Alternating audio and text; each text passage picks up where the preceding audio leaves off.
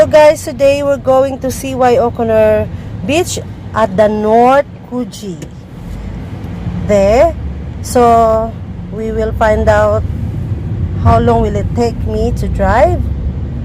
So it's gonna be 45 minutes or 43 minutes all the way from my place all the way to the North Coogee. Then we're going to take the best, fastest route. We're going to take beautiful footage, video footage and images of the beautiful beaches there. And I'm going to do my vlog. So stay tuned with me and we'll see you shortly.